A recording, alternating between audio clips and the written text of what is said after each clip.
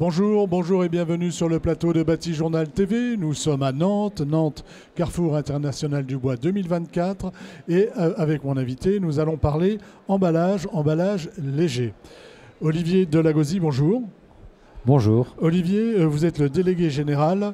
Alors, je vais refaire la blague, mais du ciel. Qu'est-ce que c'est que le ciel? Alors, c'est le ciel avec un S. Donc, c'est l'organisation professionnelle des industries de l'emballage léger en bois. Donc, le S pour syndicat et voilà, emballage léger. Industrie, emballage léger en bois. Absolument. C'est quoi un emballage léger en bois, pour ceux qui ne sauraient pas?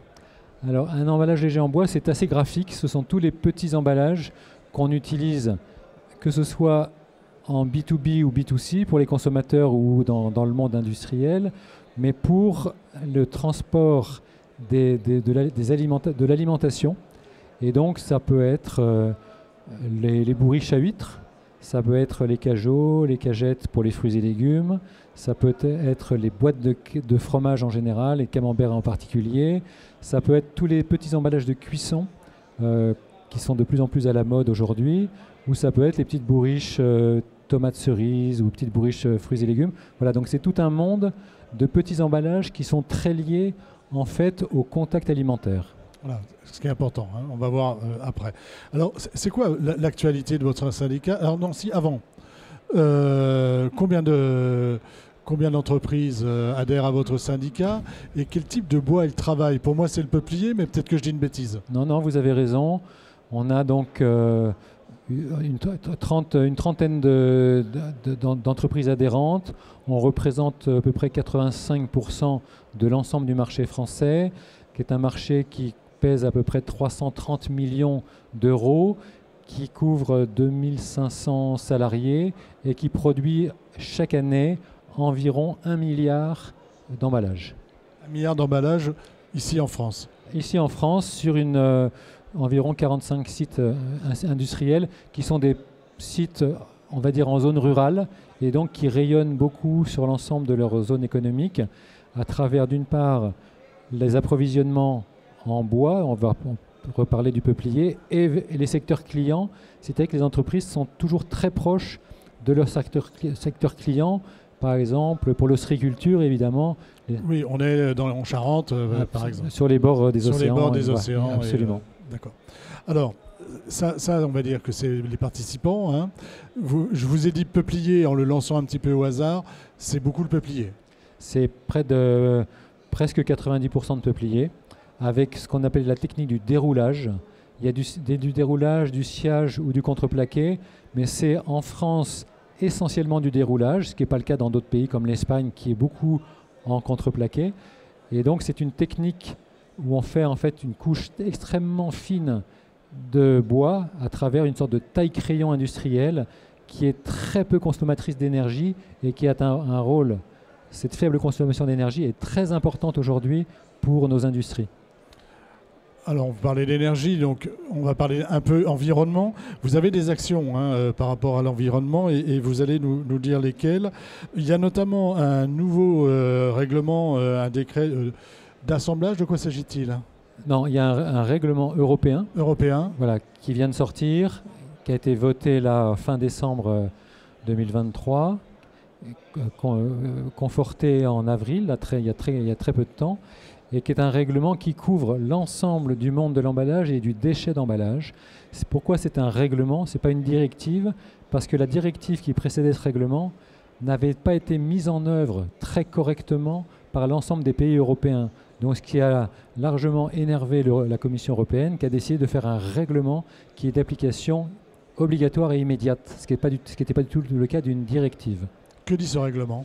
Alors ce règlement, il touche tous les domaines de l'emballage, de l'éco-conception qui est le démarrage de la conception, jusqu'à la fin de vie qui est la valorisation du bois en fin de vie. Et donc il va couvrir tous les sujets possibles et imaginables en apportant des solutions parfois constructives, mais parfois qui nous ont posé d'énormes problèmes parce que le monde de l'emballage est tellement varié, tellement complexe que c'est très difficile en un règlement de régler tous les sujets. Parce que cet emballage ne concerne pas que le monde du bois. Pas du tout. Non, tout à fait. C'est surtout C'est surtout contre le plastique en fait. C'est que le plastique aujourd'hui a une tellement mauvaise réputation que tout est fait pour dire il faut tout faire pour ne pas l'utiliser. Et si on est obligé de l'utiliser, il faut tout faire pour qu'il n'aille pas polluer l'air, le sol et les nappes phréatiques. Et donc aujourd'hui, toutes les réglementations tournent autour de ce principe. Mais pour vous, par exemple, quelque chose de positif dans cette réglementation pour les entreprises que vous représentez? Alors, nous, globalement, ces règlements sont positifs dans le sens où ils s'appuient quand même sur des analyses de cycle de vie, ils s'appuient sur essayer de baisser au maximum les impacts sur l'environnement. Or, nous avons fait historiquement, et depuis ces 20-25 dernières années, des analyses de cycle de vie qui démontrent que nos emballages sont beaucoup moins impactants sur l'environnement dans tous les grands impacts européens que les autres matériaux. Et même les emballages réutilisables et réutilisés. Et donc c'est très important parce que ça montre que le bois est tellement meilleur sur son plan de justement cette position. Sur l'aspect carbone et sur l'aspect pollution, même plus carbone, effet de serre, énergie non renouvelable, même consommation d'eau. On est tellement loin devant que finalement, on a à chaque fois qu'on sort une réglementation nouvelle, on a nos dossiers pour dire attention, n'oubliez pas que nous, on est un matériau renouvelable, géré durablement, à très faible impact environnementaux, et qu'il faut qu'il n'y ait aucune mesure dans vos textes qui viennent nous poser problème. Or, il y avait un problème très grave dans ce nouveau règlement, que je peux vous... Allez-y, en 30 secondes. En 30 secondes, c'était de dire, en 2030, tous les emballages non recyclés, et donc non recyclables, puisqu'on assimile aujourd'hui le recyclage à son recyclage effectif, seront interdits de mise sur le marché. Or, nous avons une petite partie, mais très significative, d'emballages, qui sont les emballages ménagers, qui ne sont pas recyclés parce qu'ils ne sont pas collectés de façon à être recyclés par les éco-organismes. Ce n'est pas qu'ils ne sont pas recyclables, c'est que les éco-organismes... qu'aujourd'hui, on ne les collecte pas. On les collecte, mais les éco-organismes n'ont pas fait les investissements nécessaires pour pouvoir les capter sur les centres de tri. Et donc, ils partent en refus de tri, donc ils partent en énergie. Mais nous, on a prouvé scientifiquement que pour notre matériau bois, la valorisation énergétique était aussi favorable à l'environnement que le recyclage matière et beaucoup plus favorable sur un plan économique, puisque le coût est quasiment nul. Et donc, on a prouvé ça. En France, on en a complètement convaincu les pouvoirs français, qui nous ont mis une exemption de recyclage pour les emballages ménagers, mais il a fallu convaincre aussi l'Europe, d'où ce fameux amendement Camembert. D'accord, c'était la fameuse polémique sur la boîte de Camembert. Exactement, et on est arrivé à avoir une exemption de recyclage pour les emballages au contact des aliments qui est inscrit aujourd'hui dans le règlement européen et qui a été voté par 550 députés sur 750 députés européens, et ça a été un très grand soulagement pour la filière. Un ouf de soulagement. Dernière chose, il y a deux petites choses encore, mais je voudrais qu'on essaie d'aborder la REP. De quoi s'agit-il? Parce que vous avez parlé de recyclage. La REP, on est en plein dedans. En quoi êtes-vous concerné et quels sont les changements pour vous? Alors les REP, donc, déjà, elles sont aussi inscrites dans le PPWR, mais on les a déjà en France depuis longtemps. Donc il y a la REP emballage ménager, c'est la gestion fin de vie des emballages ménagers de tous les matériaux, dont le bois. Donc là, on a obtenu cette exemption en 2024 et on a obtenu une très forte baisse du prix de l'éco-contribution, le fameux point vert, qui est redescendu à 20 centimes alors qu'on était monté jusqu'à 41 centimes en 2020. Donc on a aussi beaucoup travaillé dans ce sens-là. Ça, c'est la REP emballage ménager. On a la REP emballage de restauration, où là, on est assez peu concerné, mais qui est aujourd'hui mise en œuvre dans le monde de la restauration.